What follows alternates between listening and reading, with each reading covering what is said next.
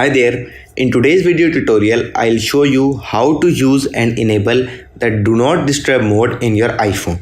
It is a very simple process, so let's get started. First of all, head toward your control center. Here you can see a moon-like option that is actually Do Not Disturb mode, so click on it. If you want to enable Do Not Disturb mode for an hour or until this evening or until I leave this location, which is now home. You can also explore these other modes. I'll go for an hour. So Do Not Disturb mode is activated for an hour. So let me explain you some more settings. I'll click on settings. Here you can customize your Do Not Disturb mode or change its options. If you want to allow some specific people to call you or receive notification from, you can go to people and add them, or any specific apps. For example, I want to receive notifications from my WhatsApp. I'll select WhatsApp app. Click on done. So I'll go back.